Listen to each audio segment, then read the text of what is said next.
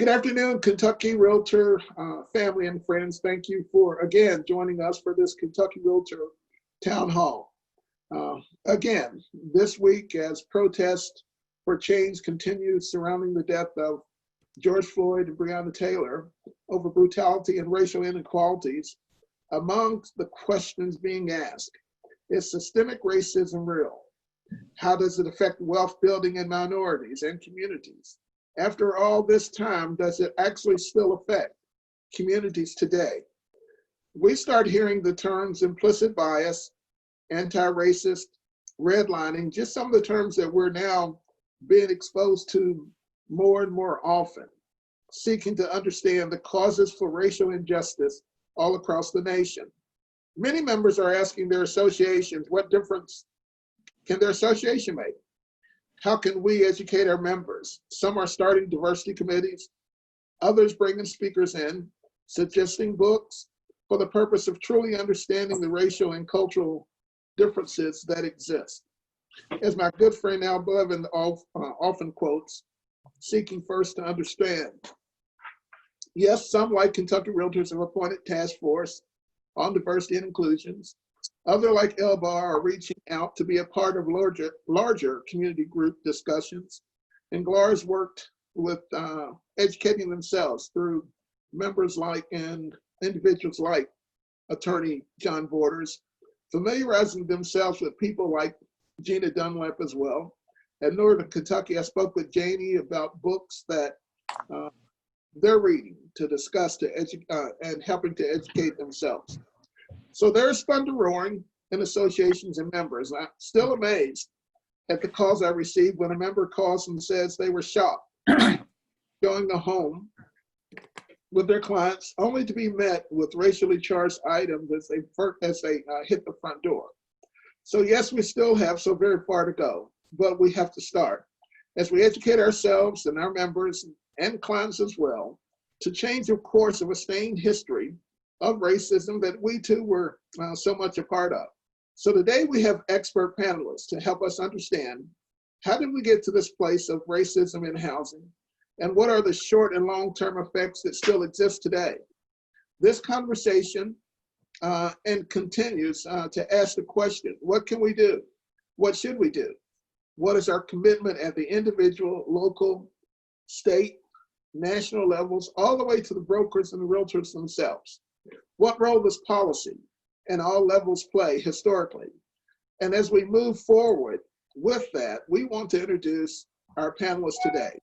We have Bryan Greene, our National Association of Realtors Director of Fair Housing, representing NAR on all federal regulatory and legislative matters. Nate Johnson, NAR's 2020 Liaison for Public Policy and Federal Issues as NAR pushes the needle on racial equality and fair housing with an array of new ideas and tools. Nate is also president of Real Estate Solutions Group in St. Louis. We have John Borders, a local real estate attorney that he and his firm have committed to be part of the change that we need as well. For John, this being here today is a part of that commitment. Also joining us on the call, along with our CEO, Steve Stevens, is Zeke Morris, the past president of the Chicago Association of Realtors, 2020 state treasurer for Illinois, and our consultant for diversity, culture, and strategic planning from Culture Docs, Al Cornish. With that, I turn it over to our NAR director and past president, Lamont Breland. Thank you, Lester, and thank you for your leadership during this time of just uncertainty with not just this important issue, but COVID and just everything else that we're dealing with. So thank you for that. And thank you for Kentucky Realtors for being with us again for our 11th Town Hall. It's great to be with you all. And remember that a lot of the things we'll be talking about will be on our COVID-19 website. And then I'm sure there will also be as Lester is forming a new committee on diversity and inclusion. We will keep a lot of pertinent links and materials there as well. Also use the chat function if you have any questions. We'll be monitoring those to make sure we take all your questions. So Lester, you just said the word that struck me was education. You know, education is power, and I've been doing this for a long time, 30-something years in real estate.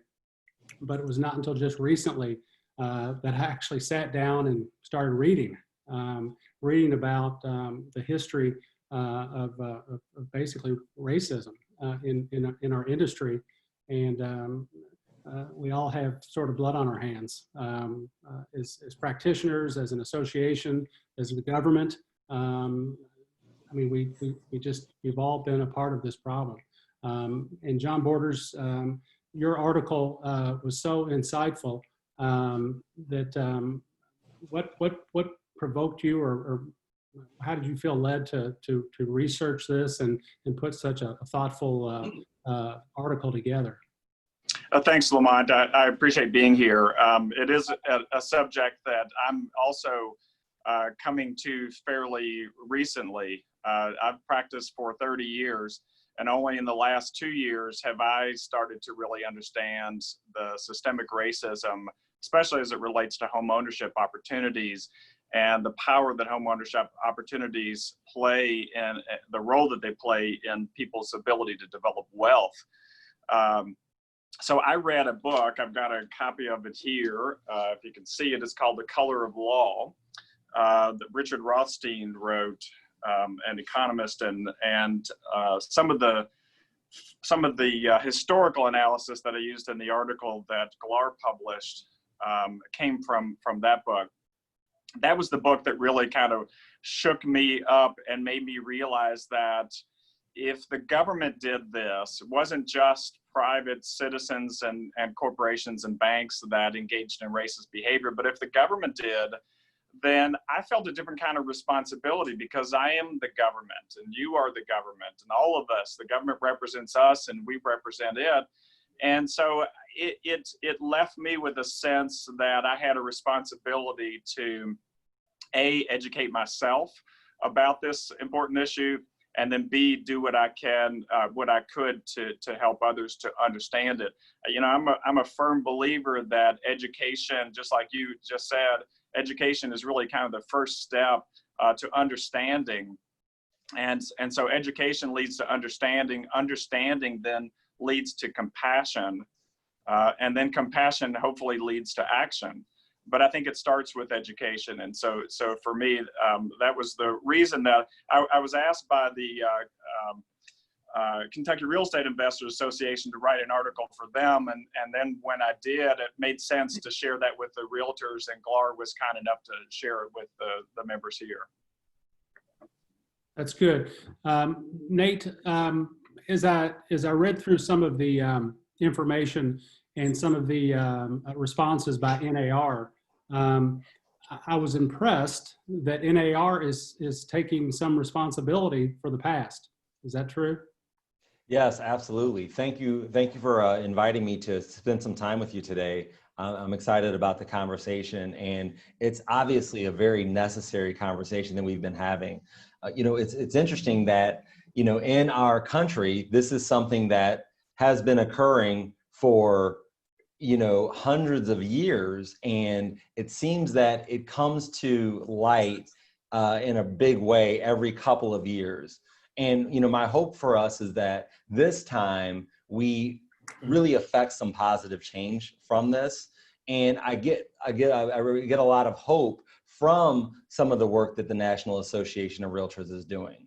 For example, Bryan Greene, who is here today, who has a great career of working in fair housing with coming from the Housing and Urban Development, Department of Housing and Urban Development, and being in the role as a policy director for fair housing for the National Association of Realtors, a role that never existed before. And this wasn't something that was done in response to recent activities. This was something that was done last year. And it just so happens that his role is more important than ever now. And now we have more collective energy around making sure that he's able to implement some of the things that he was hired to do. And the National Association of Realtors has worked to do that. Additionally, I'll say under the presidency of Elizabeth Mendenhall, which was in 2018, that was the year that we commemorated the Fair Housing Act that was passed in 1968. And I say commemorated, not celebrated. because what we know is that the rate of homeownership within the African American community is less today than it was prior to the passage of the Fair Housing Act. And that is extremely important. And the question that you raised about, is this systematic? Well, it certainly is. There's a lot of things that have happened throughout the history of this country and the history of homeownership in this country that has really put African Americans and other minorities behind the eight ball as it relates to achieving homeownership. So Bryan, and thanks for being here and representing our great association. So in trying to prepare for this, you know, I came across the letter that was just written on July 13th by our president, Vince Malta, to Dr. Ben Carson. And I tell you what, I had to read it 3 times and then Google it and figure out, you know, what is disparate impact standards, and golly, that's hard trying to figure all that out. Can you help me out? Sure. I'm glad you asked that, because a lot of people will hear this term and they kind of glaze over and say, well, whatever. That's what I And mean. I think it's important that we understand it. So I'm really glad you asked.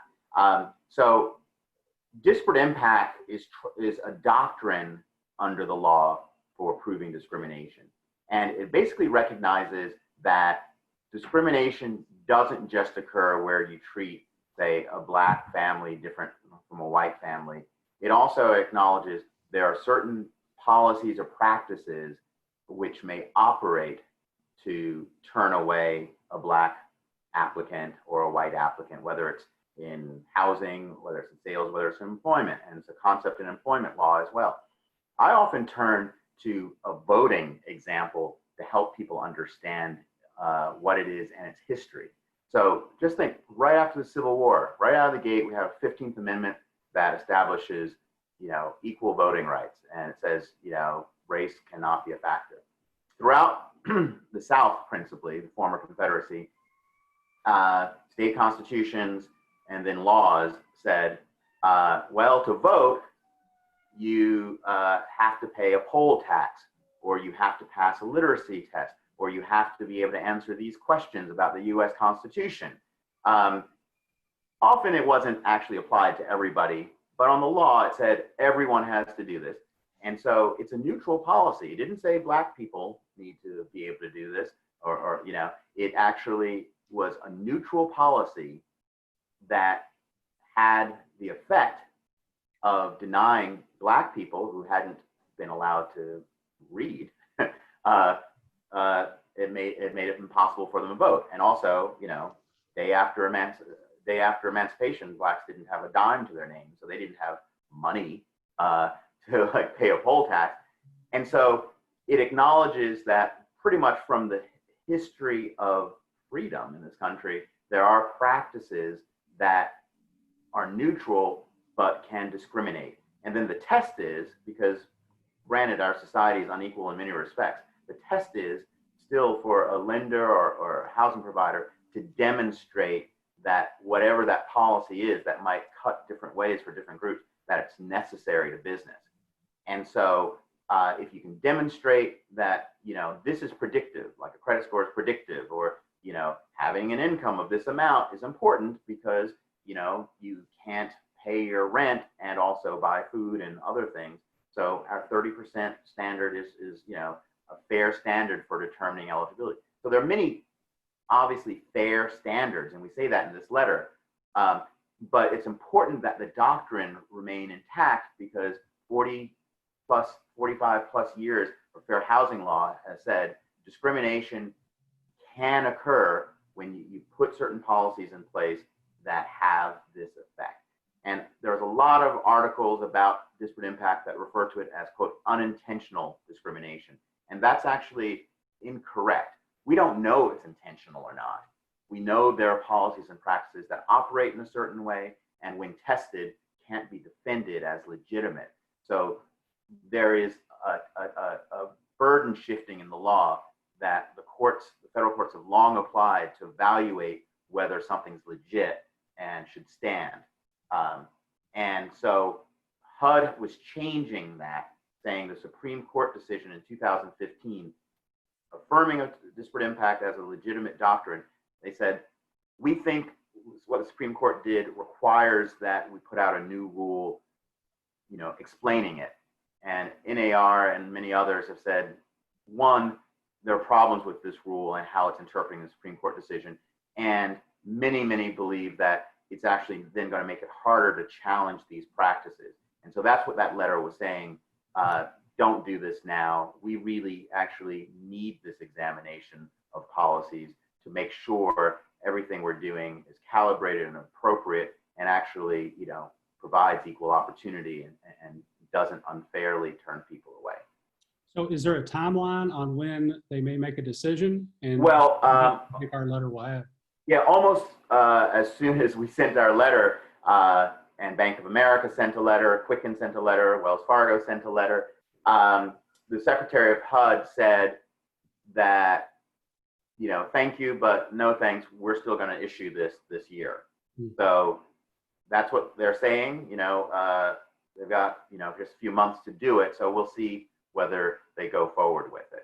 And there's even a question that even if they issued the rule, there's a Supreme Court decision which this rule seems to be in conflict with, and the Supreme Court is ultimately the law of the land, even though deference is given to state agencies and how they interpret the law. So, we think it's off kilter, but, we'll see what happens. Right. So John, when you say the government had a role to play in systemic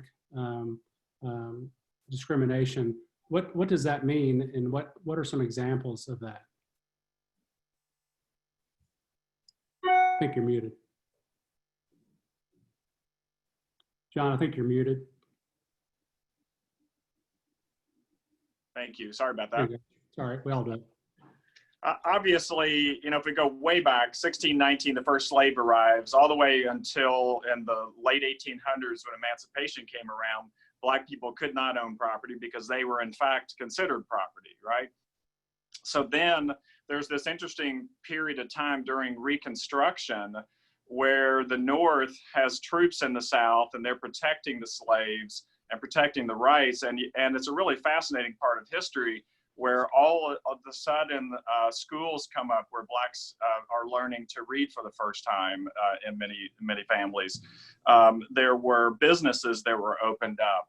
There were lands, homes, and property that were owned by Blacks.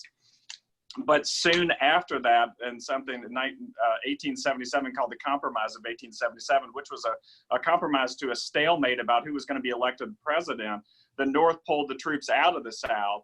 And so immediately, with the soldiers not there to protect the slaves, all kinds of horrors returned. So lynchings, disenfranchisement, Jim Crow laws, even something called convict leasing, which I only recently learned about, where they would arrest Black folks for doing things like not working or loitering, and then they would lease them out to private individuals, which was effectively turning them back into slavery. And of course, that was legal at the time. And so, if you go back far enough, you can see that occurring from the inception of the freedom of Black people in this country.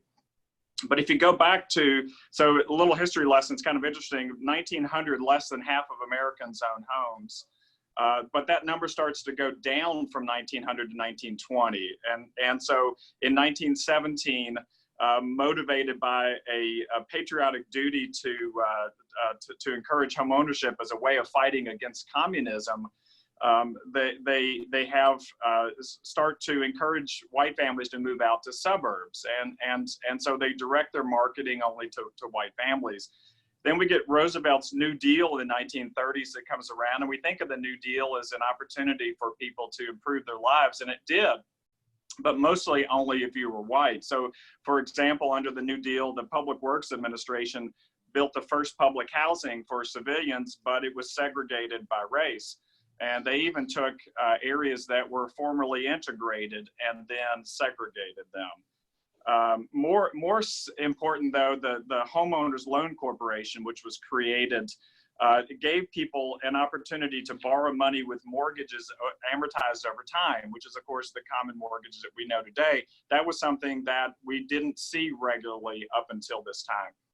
So now, for the first time, home ownership is possible for middle-class families. But because they wanted to keep the neighborhood segregated, the Homeowners Loan Corporation asked real estate agents to join them to create these color-coded neighborhoods, color-coded maps around neighborhoods. And so any of the Black neighborhoods were color-coded red, which meant stop, don't invest. The white neighborhoods were color-coded green for go or go invest. And redlining was born. And so that was actually, I always thought that that was something that banks had created, but in reality, the government created the maps. And naturally, once the government created the maps, then the banks and the lenders, private ones, started following suit, started using the exact same maps. And so those maps were then, used to make loans to people who lived within the green areas and not within the red areas. If it's okay, I'd like to keep talking about FHA because I think FHA, absolutely. Because that is actually where I was most shocked. You think of FHA, and I mean, you think, my gosh, they're as open and welcoming as any agency, right? Yes, absolutely. To learn that FHA actively discriminated against people on the basis of race, clearly unconstitutional even at the time, was shocking to me as a real estate attorney. I do FHA loans. I close FHA and VA loans all the time. Had no idea of this history until the last couple of years. But FHA was created in 1934. And I'm sure most people on this know that FHA doesn't make loans, they insure loans.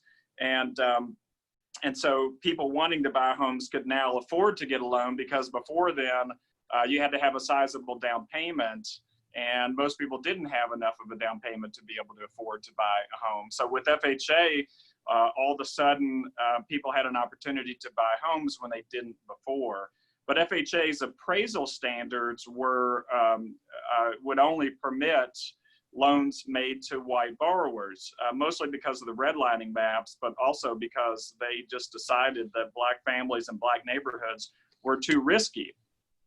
They didn't look to credit worthiness like we do today. They looked at race and neighborhoods. And unfortunately, the VA adopted the FHA's regulations and underwriting policies too. And I don't think we can really overstate the influence that FHA and VA have had on home ownership opportunities. I mean, this effectively helped to create the middle class in America. And the middle class at the end of this creation would be almost entirely white because of the discriminatory practices. And one of the biggest influences that FHA has is that they chose they would make loans to builders and developers, but only if they baked into the deed restrictions a prohibition against families of, quote, African descent. And so it wasn't just singular loans, but there were loans that were made to an entire subdivision that was guaranteed to be white and guaranteeing home ownership opportunities only to white families. The other thing that I learned recently is that the GI Bill, we know that the GI Bill was designed to help soldiers when they came back from World War II with education and home ownership opportunities. But again, the government only chose to give those benefits to white families. If you look, it's kind of interesting, if you look at some of the states, like in Mississippi, there's some studies that show in Mississippi, 13 Mississippi towns, there were 3,200 loans made to veterans. 2 of those loans were made to Black families. So 2 out of 3,200. And before we point the finger only to the South, in the North, the VA loans, it was not much better. In New York and in Northern New Jersey, less than 100 out of 67,000 VA mortgages went to Black families. So, the VA with the GI Bill, there were 4.3 million home loans that were made. That made up $33 billion worth of money that went almost exclusively to white families. And that really kind of shook me up when I learned the VA was doing that too, because I was thinking about these black soldiers that were fighting alongside their white soldiers, their friends, their comrades, you know, people that whose lives they were depending upon protecting, and vice versa, literally sharing a bunker with someone, and then to come back to the United States and to be treated so differently in terms of opportunity. It was like, you know, they were in a place where racism couldn't be tolerated because they needed to protect one another, and now all of a sudden they come back home and they're met with the same racism that they left. So fast forward a little bit. The 1949 Housing Act, it was you know, created to build facilities for people to live in who couldn't afford to buy a home, but these were also segregated, and we end up with high-rise slums where people have no access to wealth, building, and no access to jobs, because at that same time, most of the jobs have moved out to the suburbs. State and zoning and local zoning laws made things worse. If you look at where most of the toxic and polluting industries and businesses are zoned, that's because of zoning laws. They were zoned almost exclusively into black neighborhoods. They did the same thing with highways, and certainly in our town of Louisville, we can see that where the highways are located. So deed restrictions and restrictive covenants were created, and sometimes by individuals, but then they were enforced by courts. And that's where you say all levels of government and all branches of government got involved. And so the creation of these restrictive covenants was done by private individuals, but sometimes required by the government and certainly enforced by the government through the courts. Now, the realtors kind of made things worse, because not only did they help create the redlining maps, but they also stated in their code of ethics that a realtor shouldn't help to move a person into a neighborhood where it would be, quote, detrimental to property values in that neighborhood. And so there, you know, that had a significant effect also on people's ability to purchase homes in certain neighborhoods. Finally, I want to mention a couple of things that are more recent. You know, when black families couldn't get loans the traditional way through FHA and VA and conventional loans, many tried unconventional ways like rent to own and contracts for deed.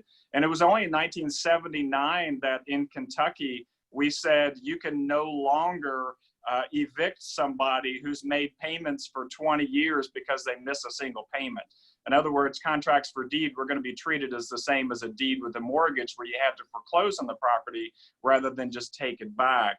And then the last thing that I think brings us forward that happened, and this wasn't by the government, although it was certainly tolerated, was something that's called reverse redlining, and that happened in 2008. Well, it happened leading up to the 2008 crisis. And in this instance, when I say reverse redlining, what I mean is that banks and lenders were targeting African Americans that were living in these, quote, redlined areas, regardless of their credit worthiness or ability to afford a good loan. They were targeted for subprime loans, meaning loans that have interest rates that are predatory. And so when the 2008 housing crisis occurred and the economic crisis across the country occurred, these homeowners were among the first to lose their homes.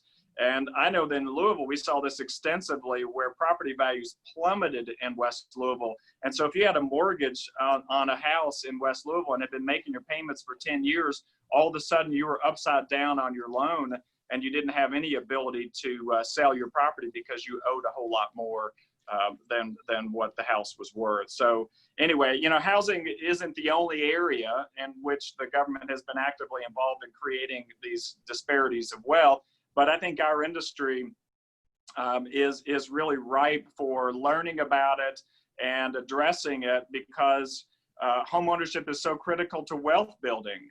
And if we want to change some of the outcomes of families, of black families in the country, we're going to have to change the equation of how to create wealth. And so that's why I'm excited we're having conversations like this. And I'm hopeful that that the real estate industry will play a role in helping to reverse some of these things. So Bryan and Nate, John and I have something in common. We're both middle-aged, middle-class white guys who only know what we think we know. Right. We can put a Black Lives Matter sign in our East End front yard, but that doesn't change anything. Where do we go from here, and what can we do to make this right and move forward in a fair way? Yeah, you know, I think that thank you. That's a great question, and it's a very powerful question, and that's, I guess, the $1 trillion question about how do we really come together as a community. And I think that it was said before, and I say it all the time, it is through education. And it's through education that we really can turn the tide, because as John stated, he wasn't aware of a lot of these things even 2 years ago, okay? And now he's well versed on some of the atrocities that have been committed and that have been imparted on African Americans and others in our communities. You know, he touched on the prisoner leasing. That is huge. That is extremely huge, and how it affects what is taking place today. And it all ties back to housing as well. Because if we look at the numbers, what we know right now is that Black men represent just about under 7% of the US population. However, we represent over 40% of the prison population. Okay, there are more folks there are more Black people that are either in prison or on parole than were enslaved prior to 1865. Those are realities, and it is through some of these policies that systematically have not only disenfranchised African Americans, but have literally, you know, re-enslaved them once slavery was officially over. And it's just, and it's a challenge. It really is a big issue. And I think that, again, to get back to the point about education, when we having these types of conversations is extremely important. One of the things, you know, instructing diversity and fair housing courses all over the country for the last, I don't know, for, you know, 15 or 20 years, however long it's been, one of the things that I know is that I always have a couple of people in the room that come up to me and say during the break or after class and say, I had no idea. I had no idea that this happened. I had no idea that this was still happening. They have no idea. And what we've got to do is work harder to get more people in the room, because with our diversity committees in local and state associations around the country, even at the national level, what often happens is you end up preaching to the choir. The people that are coming to the training, that are coming to the programming, are people that already have some level of knowledge or education on the subject, and they're looking to get a little bit more. We've got to work to make sure that everyone gets this information, gets this education. Because if you don't believe that racism exists, that systematic racism still exists, then you're not going to show up to a class. You're not going to show up to a presentation if you don't understand that this is still a problem. So we've got to work to figure out ways that we can get more people in the room to have these conversations. One of the things that I've been proud of here recently in light of the George Floyd murder was that I have had a lot more conversations with a lot more people about these issues.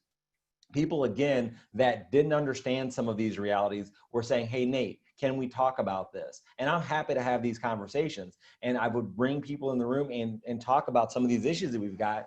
And it really opens up the eyes of folks when they say, you know what, maybe I do have privilege that I didn't understand and recognize. And it's not to discount that people worked hard to get what they got. What it says is that there is a starting line here. And if you are African American or another minority, you started way back here. So to get to the starting point is much more difficult for African Americans and others than what white citizens in our community have from where they started. And that's really what it's all about. So the more we understand that, the more we can affect the positive change that are going to create better outcomes for our communities as it relates to creating equal opportunities and understanding that, you know what, we're not equal now. We can't just turn around and say, okay, everybody go, because some people have started way back here where other people are starting way up here. So it's not a fair race. And when we talk about race, we're talking about the race for, equality. That's really what it comes down to, is equality. Good. Anything to add Yeah, to that? sure. I mean, I agree with Nate that the education is the predicate, because without an understanding of how we ended up where we are, there really won't be any political will for the kinds of measures we have to take to address it.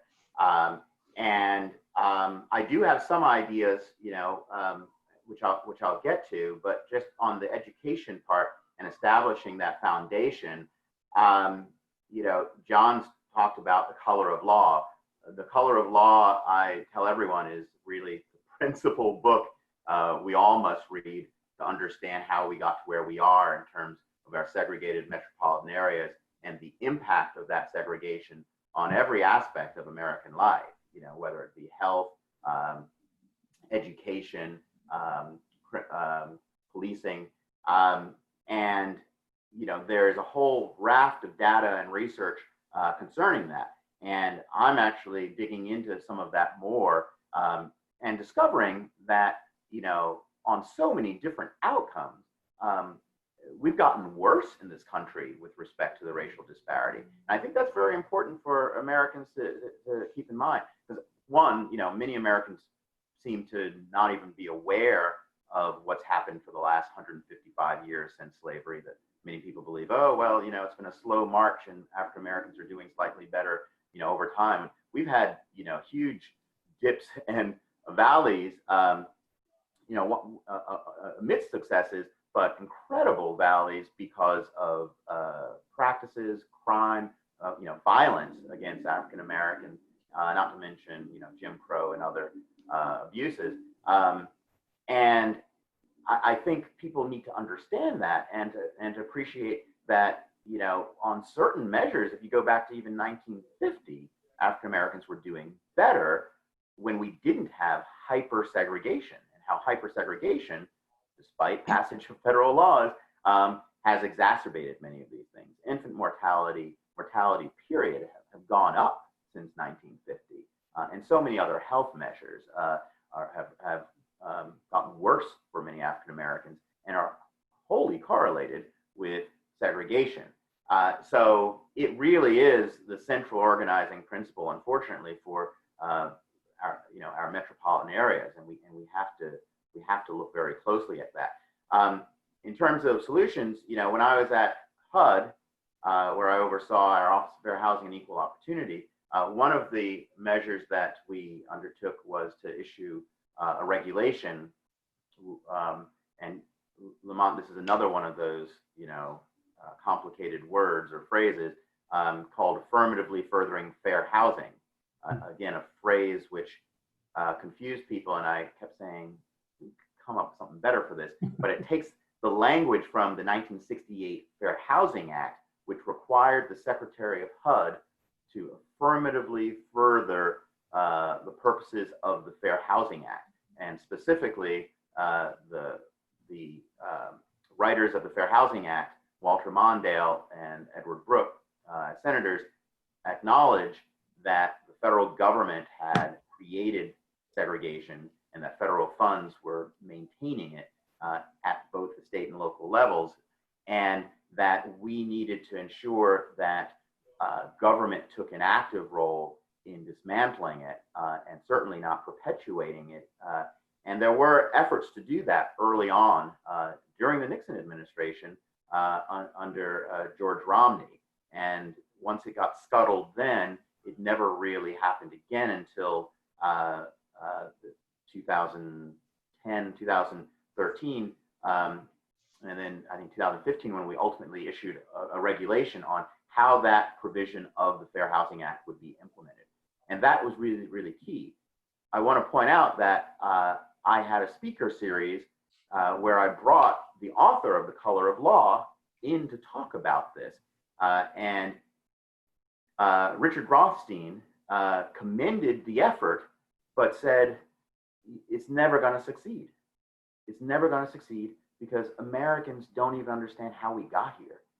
And so you're talking about, you know, the need for there to be active government effort to address segregation. And people are like, well, why? Why should the government be involved in that? You know, that sounds like the government teaching us, you know, telling us where to live and, you know, conditioning money on, you know, people's personal preferences. And I think he's right. And, you know, he was very adamant about that. So the education is the foundation. And by the way, Richard Rothstein and I go back. As it turns out, I discovered he and I went to the same high school, though maybe 30 years apart. I just take great delight in the attention and the appreciation that his book has gained. He's actually going to be speaking with the San Francisco Realtors later today on his book. But that is the foundation. So in terms of actual policy, I think there's no question we need to look at policies that don't just, you know, meet people where they are and say, okay, now we're going to make sure you get, you know, what you're qualified for. But we need to figure out what kind of restorative policies are also possible. You know, how do we bring up communities that had historically faced disinvestment, and how does that investment, you know, directly benefit or flow capital into those communities? Not just companies saying, okay, we've got, you know, these opportunities to build things, but where all the money still leaves the community. We have to restore communities. What can we do in terms of other down payment assistance or other, you know, lending plans that acknowledge the wealth that's been stripped from people, from families, from generations, and certainly from communities. And those are difficult questions, but you're never going to even be able to have that conversation, have that debate without people understanding the history. Nikole Hannah-Jones wrote a fabulous New York Times Magazine piece a couple of weeks ago, walking through a lot of the points that John's making today. And even though I've been immersed in this work for 30 plus years, she still opened my eyes to things, just talking about just really the wealth deprivation and exploitation from, you know, 1865 on. I hadn't even thought about the fact that, yeah, you know, emancipation came and people didn't even have a place to sleep that night. They didn't have a job to go to among who? Their former owners of slaves, or you know, people who resented them. And so we never really even, you know, offered much to get people off to the right start, not to mention, you know, as John mentioned, the 1877 compromise and all the other efforts that removed whatever assistance the Reconstruction governments were providing in the South. So we really have never addressed this, the wealth deprivation and then, you know, exploitation of wealth as recently as our predatory lending crisis, which of course preyed predominantly on African-American communities. And so all the folks who did everything the right way, you know, through the 50s, 60s, 70s, 80s, found that wealth was being stripped. And so we've got a lot of awakening to all this we need to do, but you know, everywhere I look, you know, people are eager to learn more and eager to come up with solutions. So good news for realtors. You know, there's a saying, realtors don't read. I just bought the book on Audible. So, so we can read it at the gym or listen to it. Hey, Lamont, I just wanted to throw something in there. You were talking about actually concrete things that we can do. And I think that from the education component, that is something that we as realtors can do. We can talk with our state licensing jurisdictions and have them mandate that fair housing be a portion of the education requirement. And that ensures that everyone that has a real estate license, at the very minimum, will have participated in some level of fair housing training. And I know that our states differ as it relates to the requirements. Some may have those requirements. I know that my state, the state of Missouri, does not have that as a requirement. It is an option, but again, if you're not interested in that, then you're probably not going to take that class. And Bryan, you know what, something that you touched on, you were talking about, after the emancipation, we were just set free with not, with nothing with no roof over our head. President Lincoln did have a plan. There was a plan in place that was going to take care of us, so to speak, and provide a little bit of land, a little bit of money to sort of give us that sort of fresh start. But it was Andrew Johnson, the president that succeeded him, that squashed that. And that is what really sort of turned things in the opposite direction, where, okay, our quote, 40 acres and a mule that we would have received was taken away from us, and we were left with nothing. And that sort of then goes back to the prisons being, basically trading the slave quarters for prison cells is what ended up happening. And in some cases, there was no opportunity. There was no other choice. And sharecropping. Yeah, it's unfortunate. Yeah. It reminds me, as you all talk about this, of soldiers returning from war, returning from tours in Afghanistan and so forth. And then they come back to the States and are kind of on their own. And we look at them like, what's wrong with them? They're not, why aren't they, excelling but they're going through a hell that we don't know. And hopefully there's resources for them. You all talk about education. I'm also thinking of when I was in college, you had the professional students, that just never got out of school, and then got another master's degree and another master's degree, but they never went out and did anything. Then you've got the professors, right, that just taught it all the time. But if you're in business school, I always loved it when the successful business person came in and actually shared with us what they were doing to succeed. So once we've educated ourselves, and I don't want to belabor the point, but, and I'm not saying that you all necessarily know because we're evolving, but, do you see people that get it? People like, that look like me, that are out there doing something, not just one time, but continually, systematically moving the ball forward. And what does that look like? Well, what I'll say to that is, we'll know a year from now. And what I mean by that, we may know a month from now, several months from now, because right now there is a collective focus on this, and that collective focus is born, is created for a couple of reasons. One, many of us are at home, because of the pandemic, and are able to, focus on things other than how we would normally be living our lives, so to speak. And what has happened is this topic has become very trendy. So it's become very trendy for people to get behind this and talk about Black Lives Matter and talk about, these injustices. But where I get concerned is what happens when, this no longer is covered on the evening news every night. What happens when celebrities are no longer talking about this at the level and tweeting about this like they do now? Are there going to be people that have sort of been educated during this time that are saying, okay, now we're going to continue to do this work?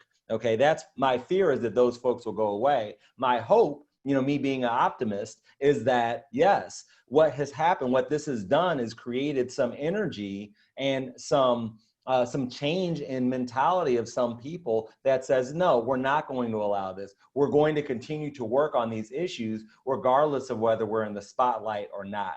That's what my hope is for all of this. Because if we don't, then it was for nothing.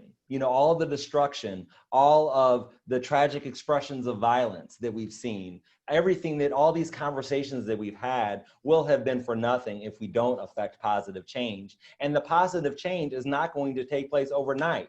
It took over 400 years for us to arrive where we're at today. We're not going to solve racism tomorrow. It's going to take a lot of time, and it's going to take a lot of serious effort and serious energy and policies being created and taking steps to ensure that we don't roll backwards, as we have been rolling. As Bryan stated, we've been rolling backwards as it relates to equality and upward mobility among the African American community over the last several years. As I stated in the beginning, the rate of home ownership in the African American community is less than it was in 1968, and that's just a crime. And a lot of that was born from what occurred in 2008 when we talk about the reverse redlining and the predatory lending. Over half of African Americans are first generation homeowners. And what that means is that their parents never owned a home. So when people say, well, they should have known that they couldn't get a $300,000 house and with a $1,000 house payment. No, they didn't know. They never achieved home ownership. Their parents weren't homeowners. So how would they know when the real estate community is telling them you can own a home for $300,000 and have a $1,000 payment? They didn't talk about the mechanics of the option arm mortgage and what that really looked like. They weren't talking about all those things. Someone saw, hey, you're telling me I can own a home and this is my payment. I believe you. I don't have anybody else that has experienced this before to tell me otherwise. And that's where a lot of these challenges came in, and the reverse redlining, because we were easy prey because we didn't know different. What do you say? Go ahead. I think people of all backgrounds are embracing the need to do more and are getting it. I think, it was the Buddha who, upon reaching enlightenment, said, I am awake. I think people, when they read Color of Law, when they read other books I mentioned in the chat, Beryl Satter's book about contract for deeds and how this pretty much ruined Black communities in Chicago and extracted all the wealth. If you want to understand crime, if people keep talking about crime in Chicago, you need to read that book. Then you begin to understand what's occurred in this country, and then you can begin to promote change. I think change is going to be hard because I think many people are going to be fearful because what they associate with the inner city, or what they associate with people who've been denied opportunities, are these conditions which have been created. And if Chicago or if another city came up with a unitary school plan where the schools are no longer segregated, people would not want to be part of that because they are thinking about the disparities and they don't understand where the disparities came from, and they don't personally want to be affected by that. And so the real change that has to happen right now under the current conditions could be scary to people, where they feel they're going to lose something. And so we have to figure our way through this, but it's better that people be informed by where we've been and what those circumstances were, where basically the mistakes we've made, so that we can plan a future that brings forward everybody. But it's going to take a lot more of this education, but I think that will lead to more thoughtful policy moving forward. We at NAR, we're going to try to do more to bring forward that education. As I mentioned, we're having these kinds of webinars at NAR and at the various associations. Someone mentioned Mehrsa Baradaran's book, The Color of Money.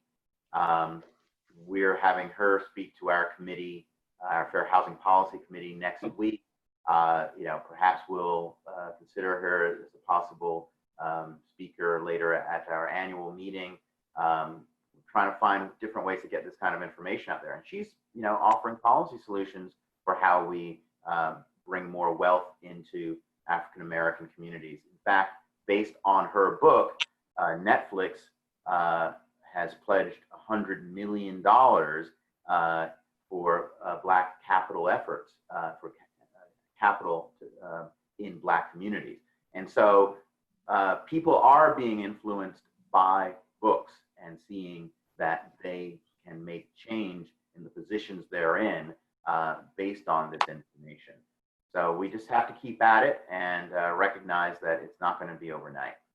So we're closing in on an hour, but let me ask you, do you see, it seems that in my mind, a lot of the problem with, or people in my age group, I don't know, the 50s, I don't know, I never understood what white privilege was until my friend and agent Curtis Owens sat me down and gave me a talking to. And, I think a lot of people like me are kind of like, gosh, I don't get it. I'm not the problem. My parents and grandparents never owned slaves. Why do they think that I have some advantage? So do you see that a lot of people just don't get that? And the second part of it is, do you think that the younger generation, they seem to be more engaged? Millennials and younger, they really seem to get it and really want to make a change. Are you hopeful to that degree? Yeah, I think that, what that speaks to is our opportunity for real leadership, and not just leadership in a title. What we understand is that if you are not intentionally inclusive, then you're unintentionally exclusive. Because when we look at boards, boardrooms, and if you go into your boardroom and everybody looks just like you, that's a problem. Because what you've done is you've not created an atmosphere that is welcoming of diverse groups. Because not only is, diversity is more than just having different people and different colors. They need to have a voice. There needs to be real inclusion there. And what happens is that decisions that are made by diverse groups are much better than homogenous groups. And we've just got to really understand that. And I think that one of the fears that exists is that, well, if we make room for this person to be here, then that means that I won't have a seat there. And we're looking at it as a zero-sum game, which it's not. A rising tide should lift all boats. And if we really want our communities to live up to their promise, then it's really about making sure that everyone has opportunities for that. And we have to work to make sure that we're creating higher levels of inclusivity at all levels of our organizations, whether it be in volunteer organizations through our local realtor association, our state and our national associations, or within our own companies.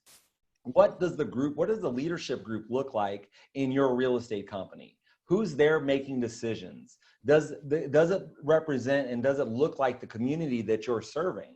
And if not, why not? And look at how you can be more inclusive. What are some of the things that you can do to make sure that you've got a higher level of diversity that's more representative, if you find that that's an issue for your organization? Because that's where real leadership comes in. We see it all the time. When we look at, you see an ad on the television or an ad that was in a newspaper, and you end up seeing that somebody said something really stupid, or there was an ad that just really completely missed the ball. And I point to those and I say, you know what? That's because they did not have any diversity at the table, because all they needed to have was a Black person at the table, and they wouldn't have had that ad, because the Black person at the table would have said, you don't want to do that. That's not going to go over very well. Let me explain to you the history behind what that means. Okay, and it's going to get pulled back. But when you see that, it's because they don't have the diversity and the inclusion that they should have at the table to make some of those decisions. And again, that happens local, state, and national levels, and all types of organizations, whether they be volunteer or for-profit corporations. And that's what we've got to do. We've just got to really increase that level of involvement within leadership, because that's going to trickle down to the people that they're leading.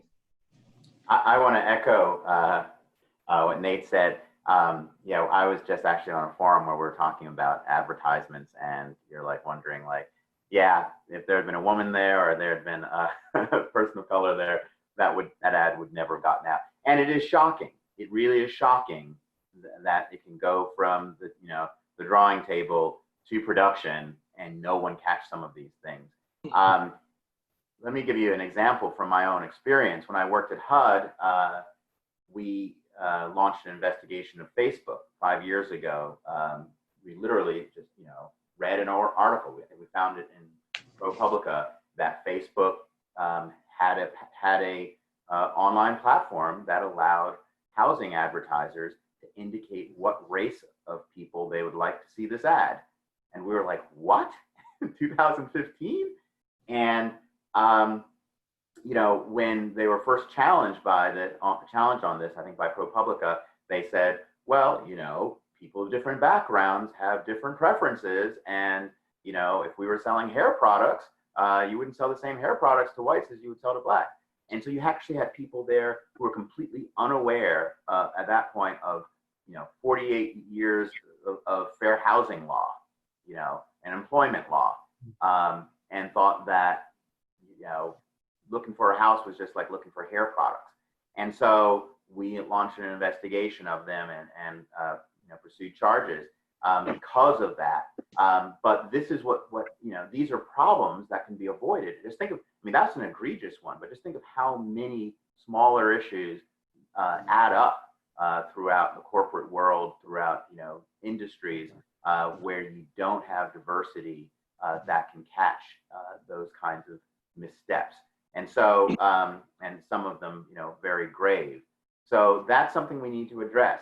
But I do have confidence. I do think people of all backgrounds are rising to the challenge more than ever before. And I would say this was true even before the killing of George Floyd and Breonna Taylor and others that's brought about this current dialogue. We're seeing more and more, but a lot of it is going to be the result of all of us doing more to educate and bring these issues to the fore. So we need to have more of these kinds of conversations, and I commend you for doing this. Absolutely. Hey, Lamont. Yes. It's John. Can I add just a couple of concrete actions that people could take also? Absolutely.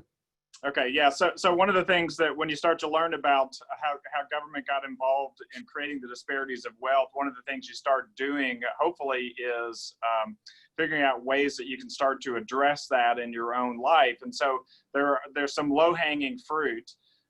One of which is to support Black-owned businesses. There are certainly contractors, electricians, plumbers, landscapers that are minority-owned businesses that we can support. That's easy. The next thing we can do that's easy is to either volunteer or contribute money to organizations that are working to get Black families in homes. Habitat for Humanity comes to mind in Louisville. We've placed 550 families so far in simple, decent housing, most of which has been in West Louisville. New Directions Housing, River City Housing, also doing great work in West Louisville. The Louisville Urban League has homeownership counseling programs. So all these organizations, they benefit when people with knowledge, institutional knowledge, like realtors, closing attorneys, appraisers, when they get involved, they can really add value to the equation for these nonprofits with the skills that they bring. The last thing that I'd mention that I think is really equally important is for us to find ways that we can not just volunteer our services in a generic way, but to volunteer them in a direct way that actually saves somebody money. And so by that, what I mean is there's you know, when I started to learn about this, I reached out to some of the nonprofits that I mentioned that I knew were doing good work and said, I want to start doing your closings for free. Because I can do that, and I can add value to that situation, but I can also save that individual family some money by doing that. Now, not everybody has the opportunity to do that. Appraisers are usually hired by banks. It's a little more complicated, but I think that real estate agents have opportunities to do that, to assist in a sale on a discounted fee. Now, obviously, there are some E&O insurance issues that would have to be resolved. But my point is this: I think that we can all be part of the solution. And I think if we wait for systemic changes to occur, then it's easy for us to wash our hands of our responsibility. So certainly those who have the knowledge and the motivation to work on the systemic issues, I pray that you do. But for most people are not going to be in that category. What you can do is what you can do, and so look for opportunities for making a difference. Good. Bryan, Dave, anything you want to say before we turn it back to Lester? Yeah, if I could just take 20 seconds. I think it's also important that we help all Americans understand how these issues affect them.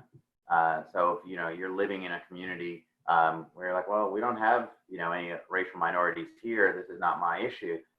There are significant economic impacts to inequality and segregation in our metropolitan areas, wherever they are, both in terms of health costs and the lost potential gross domestic product. And I think it's important for us at NAR to help our members understand this. And we're putting together some papers that detail just economically how much America is leaving on the table by not addressing these inequalities. Very good. Well, gentlemen, thank you all for being with us today. Just remember, everybody, we got a lot of good information on our chat section here, a lot of good links and books and articles and all that. That'll be on our website, KYR website, KentuckyRealtors.com.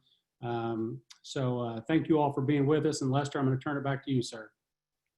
Well, thank you, and thanks for everyone that has spent time with us today. But before you all go, I think John hit on it, but I don't want Bryan, Nate, for you to leave without saying, what can we do? We're forming diversity groups, task force. And so what can we do? What can small associations do? It doesn't matter how many people, they're black, white, red, blue, or green in the neighborhood. What can we do now to make a difference that's going to really make a difference and help build and make our association, whether it's a local or a state association, as good as we can be? One thing I would suggest is working more closely with fair housing groups and other organizations that are directly addressing these issues.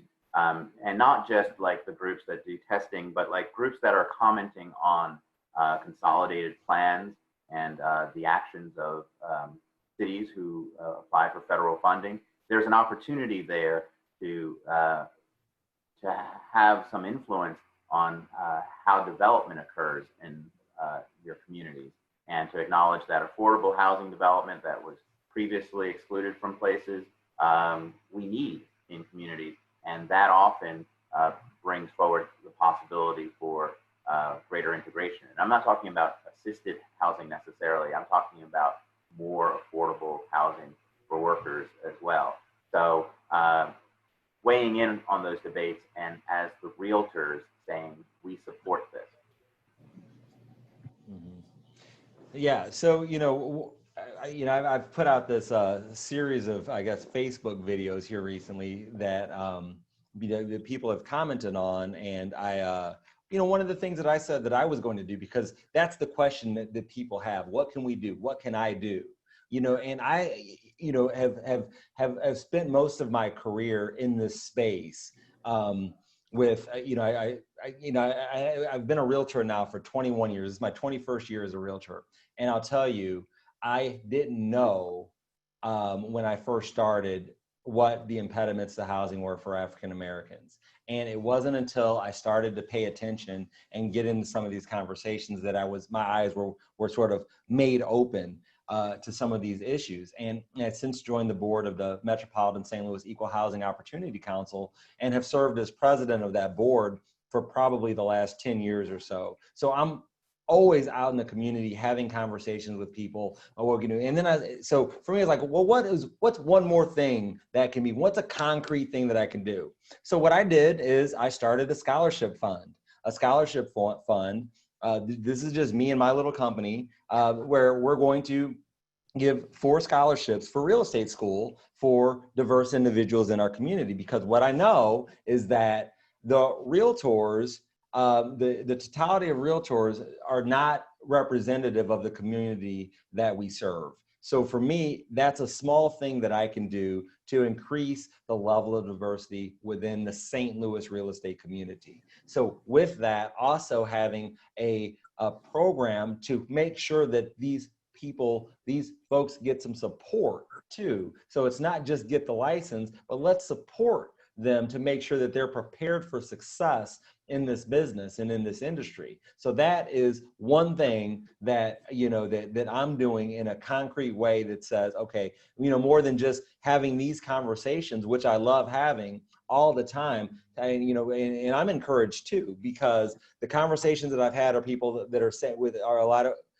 people that are saying, I don't know how to ask this, or I've been afraid to have this conversation. That's where we affect positive change, when people are willing to raise their hand and say, I don't really know about this, but I'm willing to learn. I want to learn about this. So for me, the two things that I'm doing are the concrete thing, which is the scholarship fund, and making sure that I'm available to provide education as much as possible to anybody who wants to learn, to anybody that wants to hear it, to anybody that calls me and asks me to be on a Zoom meeting. I show up because I want to make sure that we continue these conversations, because again, it's not about one person doing it. It's about the collective we of investing in our communities and making sure that we all have this level of education and understanding so that we can create those outcomes that we deserve.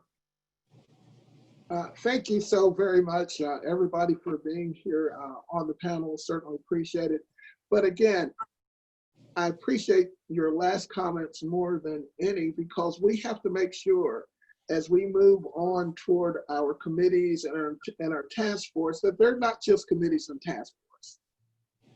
They have to be in action. They have to be fluid. They have to be doing things to really make a difference within your groups and associations. So I challenge you. I said that a couple meetings ago, that KYR will be available to you and hopefully influence other associations to have task force.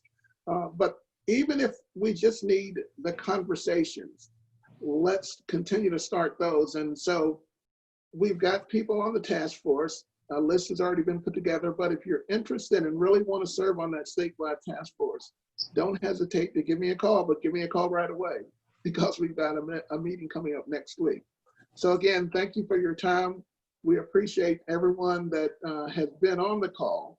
And let's just, if everybody on this call finds one thing that they can do to make a difference, there are already 60 things that are here right now that will make a difference, and that was more than that to begin with. So thanks again.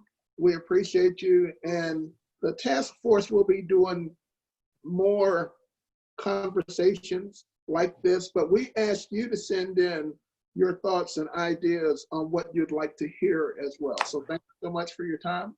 Much love, Kentucky Realtors, and thank you again, representatives, for being here. Thank you. Thank you. Thanks, everybody. Take care. Bye.